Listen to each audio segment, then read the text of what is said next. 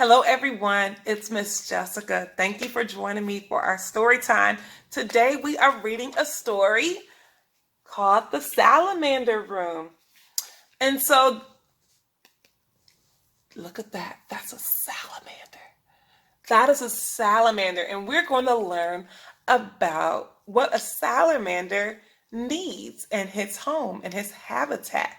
And a habitat is where an animal lives, the things that it has to eat, where it sleeps, and different things like that. So we're going to read the story together and learn about what a salamander needs. As we read the story, I want you to think about what you would do if you found a salamander. Whether he was in the woods or in the forest, what would you do? So as I'm reading, I want you to think about that question, and then at the end, you can talk with your family member or someone in your home about what you would do with that salamander. All right, so let's get started with the story. The author is Ann Mazer, and the illustrator is Steve Johnson and Lou Fancher. Ooh, there's two illustrators.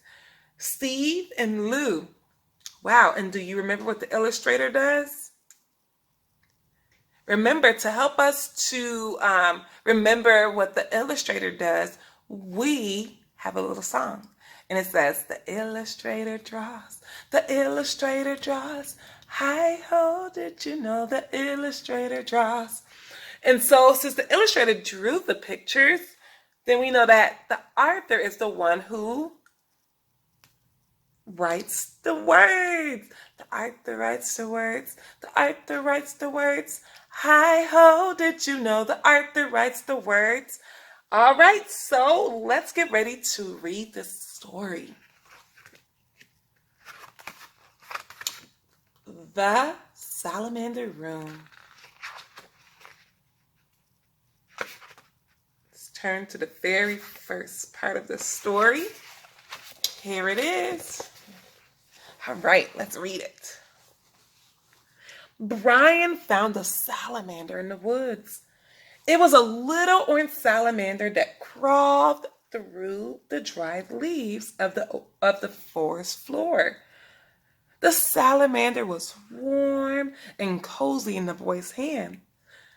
Come live with me, Brian said. He took the salamander home. Oh, look there. Okay. All right, let's see. All right, here we are. The next page.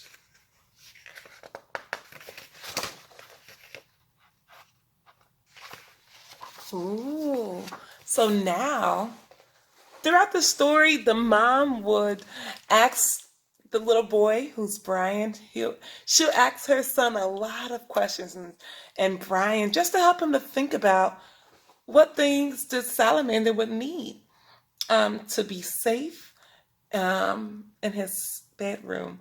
So the little boy is going to come up with many, many answers. So I want you to listen carefully, okay? All right, here's the first question. Where will he sleep? His mother asked. I will make him a salamander bed to sleep in. I will cover him with leaves that are fresh and green and bring moss that looks like little stars to be a pillow for his head.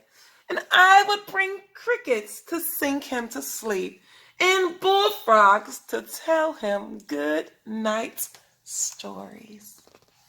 Let's look up close on this picture. And you would see those crickets and the bullfrog. All right. And when he wakes up, where would he play? I would carpet my room with shiny wet leaves and water them so that he can slide around and play.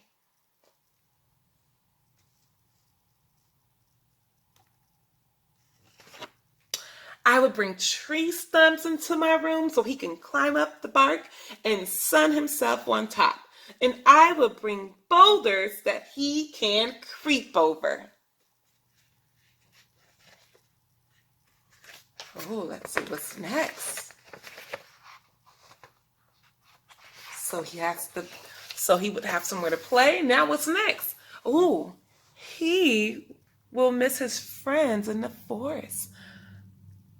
I would bring salamander friends to play with him. How do you think the salamander is feeling as he's looking out the window? Yeah, maybe a little lonely. And so that's why the little boy said he would bring him some friends.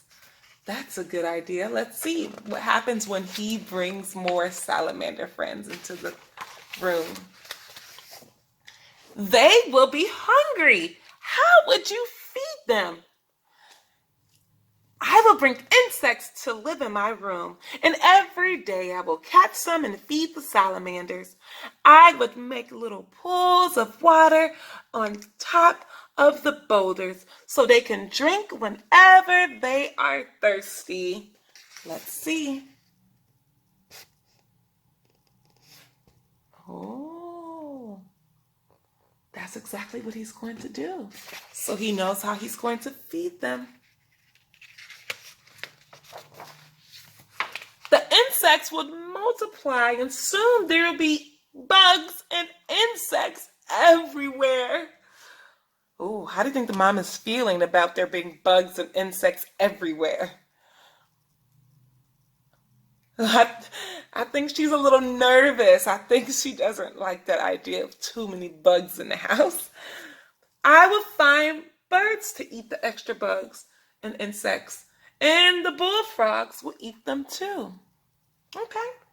The little boy's thinking of ways to make sure that there won't be too many bugs in his home. All right, let's turn the page. Where will the birds and bullfrogs live? He said, I would bring trees for the birds to roost in and make ponds for the frogs. Oh, look.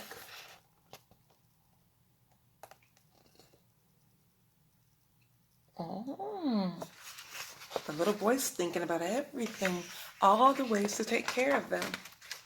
Birds need to fly.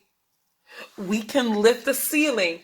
They will sail out in the sky, but they will come back to my room when it's time for dinner because they will know that the biggest, juiciest insects are there. Oh, so look, he took off the ceiling in his room, and then the birds can come in whenever they like.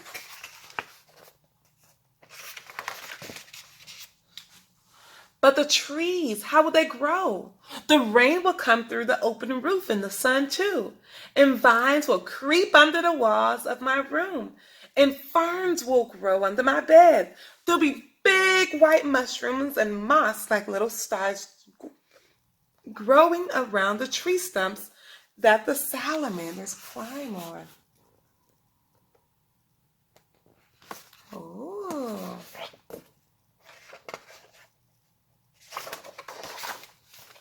And you, where would you sleep? I will sleep on the bed under the stars with the moon shining through the green leaves. And the trees, owls will hoot and crickets will sing. And next to me on the boulder, with his head resting on soft moss, the salamander will sleep. Oh, look.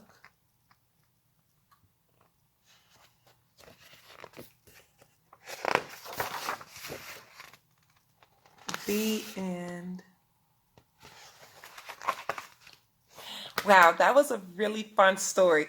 So I want you to remember that I would like for you to think about what you would do if you found the salamander. All right? And as we do that, I want us also to talk about 3 new words that we found in this book. The first word is salamander. Ooh, what sound does salamander make? Salamander. It starts with the letter S. Ooh, and let's move on to our next word, boulder. Say it, boulder. Whoa, now boulder is like a big rock that animals can climb on. All right, boulder starts with the b. B. Good. All right, and our last word is vines. Ooh, vines. Say it with me. Vines. There's someone in our classroom whose name starts with the letter V for vines. All right, I hope you enjoyed this story. I would like to read the story with you again in the classroom. So if you would like to read the story, you can read it in our classroom this week. All right, I hope to see you all in school. See you later. Goodbye.